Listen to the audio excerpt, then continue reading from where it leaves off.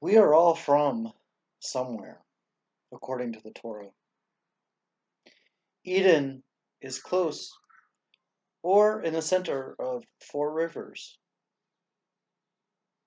Rashi and others identify these and give us some sort of geolocation. Anthropology says humans came out of Africa, but even they concede that probably there was more than one center of where humans came from. And everyone, Torah and anthropologists, agree that humans migrated and have been migrating for at least 5,000 years. And it says in the Torah that they came from the east of Eden. And then later in the Torah, the story of the Babel, Torah of the Tower of Babel, which is a very famous story. We weren't in Iraq originally. The humans, migrated there. So migration has been going on for forever, as they would say. So this all leads me to think, what are these white supremacist groups really saying? And the ideas of a master race. It is racist to even say there is a race. The Torah never speaks about it. It mentions that Moshe looked like an Egyptian man, but it seems to be dress related. We get almost no physical descriptions of the nations that are mentioned in the Torah, and even Tanakh, actually. We fight Amalek because he attacked us, not because of his skin color. And he didn't attack us because of our skin color.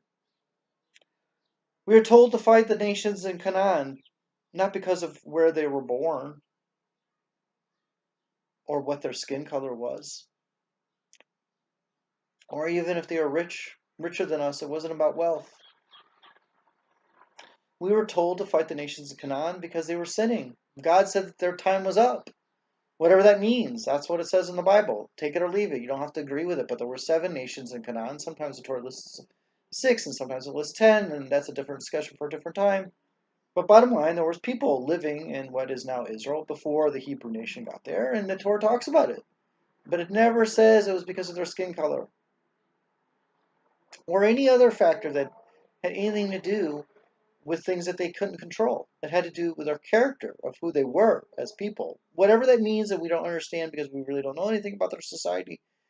But suffice it to say, the Bible, at least, you don't have to like it, you don't have to agree with it, but it is a book that people read and people believe in, and many, many millions of people do. But even if nobody believed in it, you still have to think like it doesn't never mentions skin color as a reason.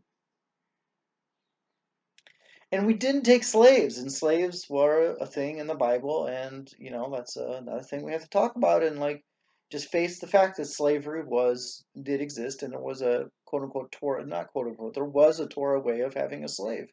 It was, you could say, as a harsh as it sounds, it's like God says God says slavery exists and is a form of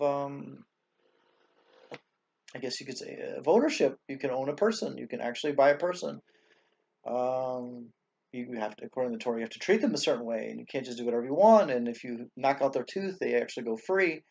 But that's all the oral Torah. That's all the oral tradition. The written word says you can have a slave.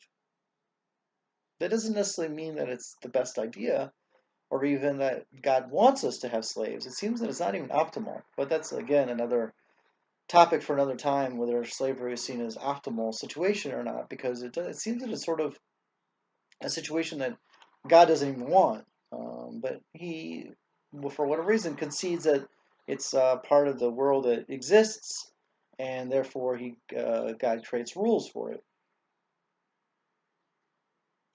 Anyways, but we didn't have slaves because of skin color, or thinking that slaves were subhuman or animals that needed to have religion.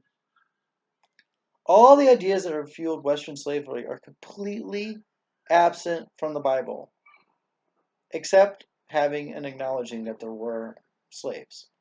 So if the idea is exposed by slave owners, so is not found in the Torah, it's not.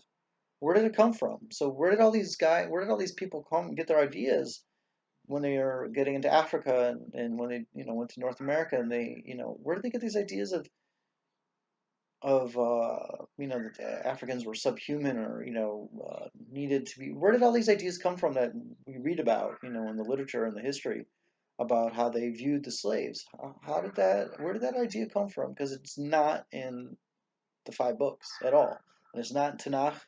It's not in the books. There's 24 books of the Jewish Bible, so to speak.